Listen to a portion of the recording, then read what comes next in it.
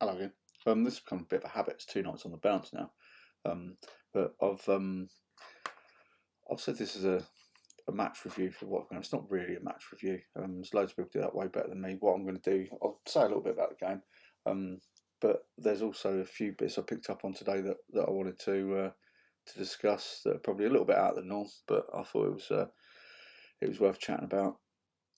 And then at the end, I've got a few first world problems that I want to go over as well. So without further ado, do what we normally do. You know, if you like what you see and like the video, subscribe to the channel. It all helps. Right, Watford. Start with the lineup. Yeah, see any major problems with that really. Obviously, Thomas Partey was out, and putting Ainsley in seemed logical choice. You know, really good game. It was one of those games. I mean, it wasn't pretty to watch, was it? But the thing that impressed me the most was times gone by when teams come and play the way that the Watford did today.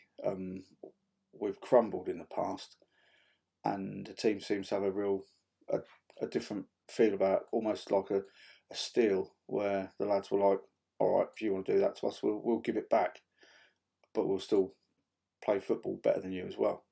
And I was very impressed. I said a little bit earlier on Twitter. It was JC asked who was everyone's man of the match.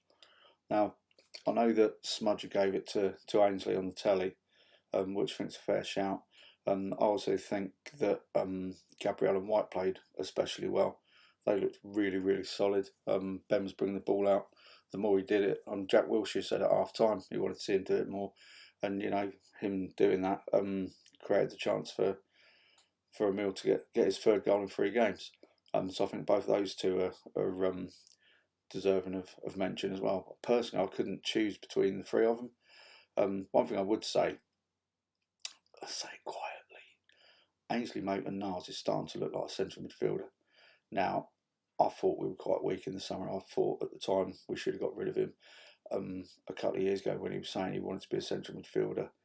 I thought, and I've said it up until recently on other channels, that I thought that he was being badly advised to be saying stuff like that. You know, just stick to being a fullback or a wing back. But he's starting to look the part. And one thing he's got in his locker that a lot of central midfielders haven't is he's very quick. And that gives him a different dimension as a central midfielder as well. But yeah, I thought he played exceptionally well.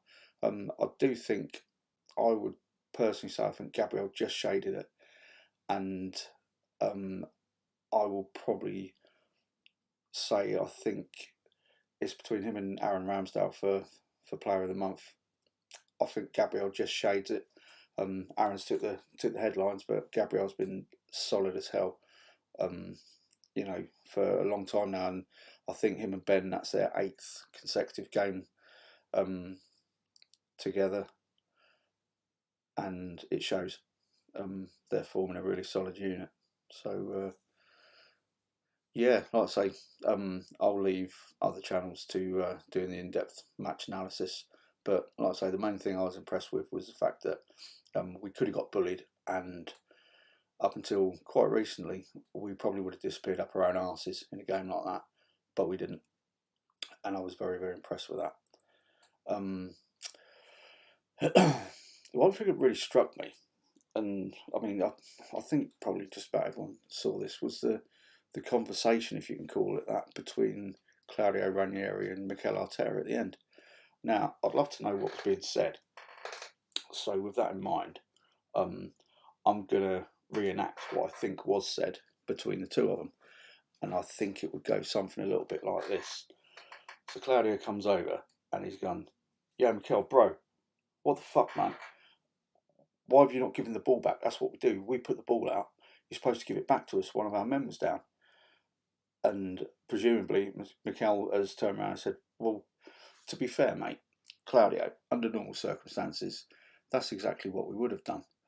But the fact that you sent your lot out to just basically kick the living shit out of my boys, we decided we'd just say, fuck it, and we're going to score a goal instead. So if you don't like it, I don't care. But you can take your shit tactics and you can stick them up your arse, mate.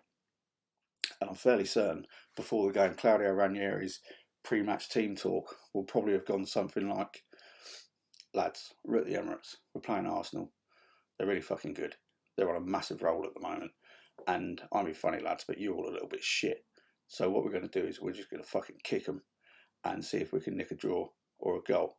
And he's probably turned around to Kuchar and said, just do what you do, mate, you know, that's literally all you do, you run around and you fucking kick people. And as Kevin Friend's the ref, you should be all right. He'll at least let you stay on for half hour longer than he fucking should have done, which is exactly what happened, by the way.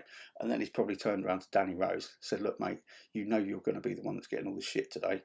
You used to play for them lot, and you're a really shit footballer. So what you might as well do is literally fucking assault Alexandre Lacazette, just fucking forearm smash him while he's in the air. In fact, you may as well go up to him with a fucking baseball bat and whack him in the nuts, because you'll still get away with it, mate.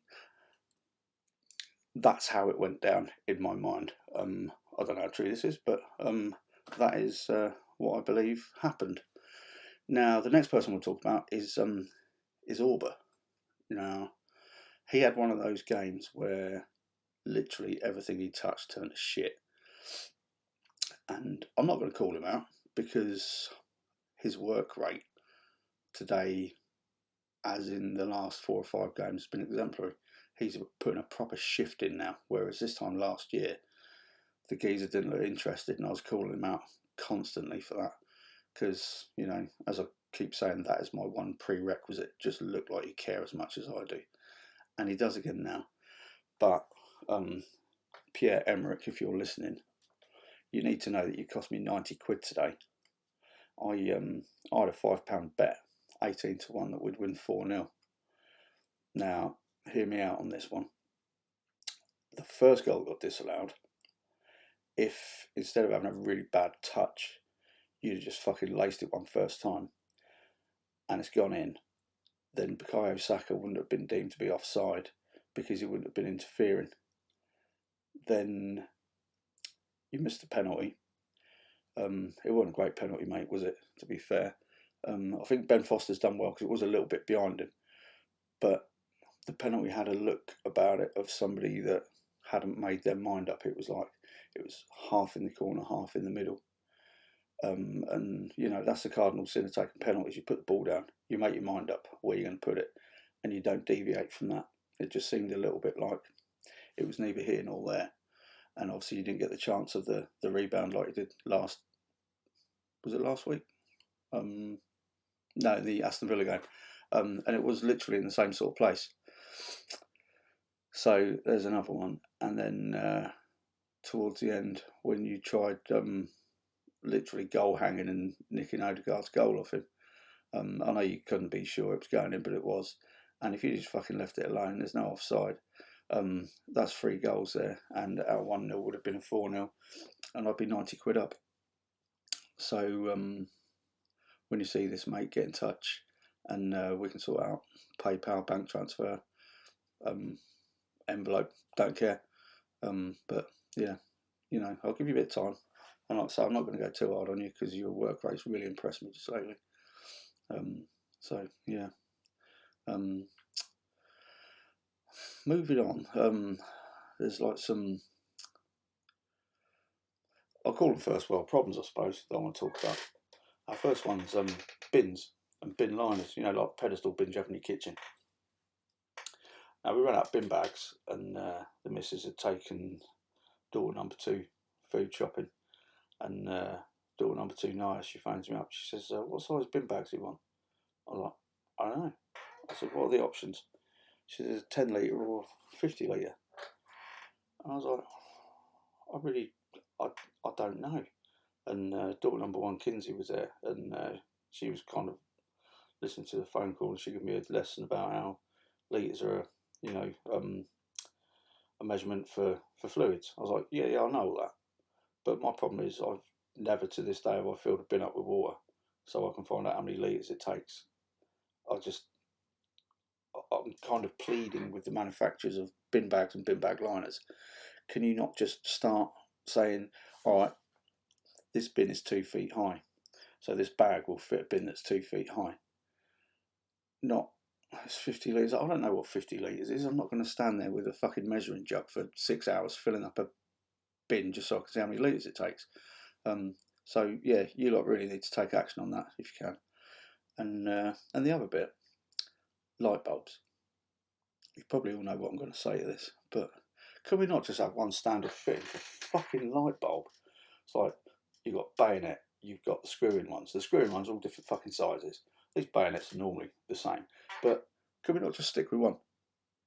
Because every time I go to a shop, I've got to take the fucking expelled light bulb with me, or the expired light bulb, sorry, and I've got to try and measure it up against another one if it's a screw-in. It does my fucking nine. Just please, just have one sort. That would be absolutely superb. The only other thing I want to say is teams going the whole season unbeaten. Not everyone's cup of tea, is it? Good night.